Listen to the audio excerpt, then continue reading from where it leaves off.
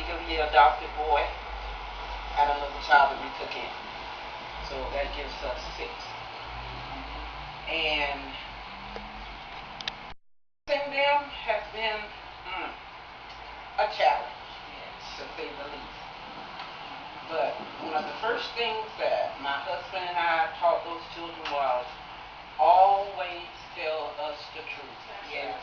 The first time. Yes. Because the second time doesn't count.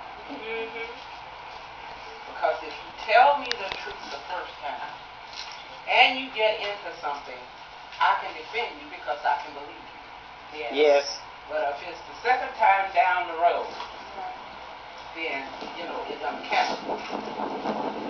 And some of the things that we got told were not easy.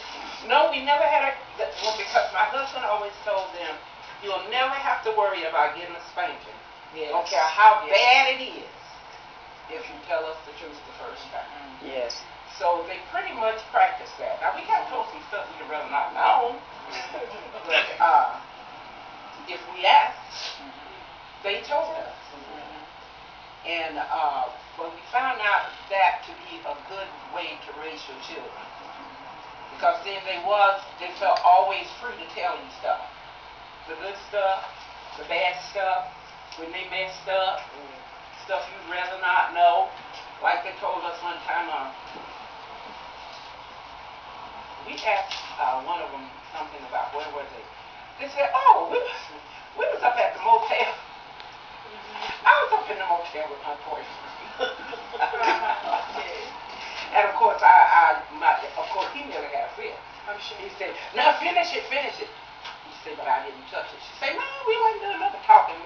Us and a couple of other couples. We decided to just hang out all night. So we went and she said, well, we actually didn't do nothing.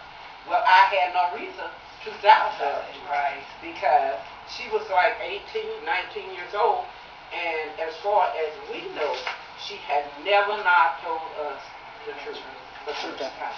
Okay. And that makes it easier in raising your children. Yes. We had one that was, and no two are the same. Yes. They can have the same mama, they can have the same daddy, but they are not the same. Yes. The tiniest one in the house told us, you can say what you want, but I'm going to do what I want. Well, you can't. She told you the truth. So all you can say is, okay. But remember, it's your choice, it was your choice. Yes. But we have to always be there to pick them up. Yes. Because if we don't be there to pick them up, then we leave them at the mercy of the devil and the enemy. Yes.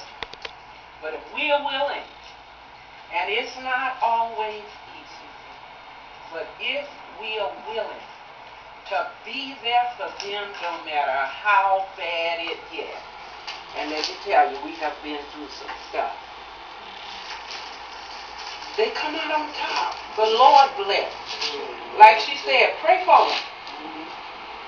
Pray for them and then tell God what you want for them. Yes. And it said, train them in the way they should go. Now that didn't mean they was going to stick at it. But the one thing I do know from experience, that if we train them and teach them what they need to know, that teaching stay with them. Yes. Whether they go away and do what they're not supposed to do, that training will stay with them. Yes. And eventually, if we love them, loving them is the key. And you got to grit your teeth sometimes. I really love you, but I sure don't like what you do. But you know what? Just stay in there. Yes. And you'll find out one day, you don't even have to beg them to go to church. You don't have to beg them to do what's right. They just somehow do it. You just look up one day and hey, they going to join churches. Doesn't mean that they still won't make mistakes. We still make mistakes. Yes. Right. We are still striving for perfection. Yes. We didn't make it yet. Yes. But it is good that God, in His mercy, Yes. that He loved us enough Yes. that even when we make a mistake, He pick us up Yes. Yes. and tell us to go on. Amen. So how can we not pick up our flesh and our Right. blood? How do we throw them to the side?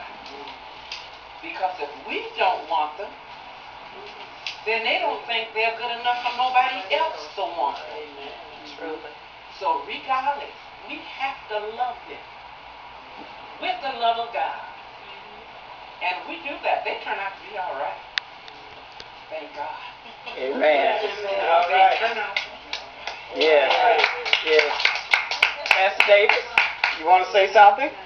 Anybody else over here before I go around?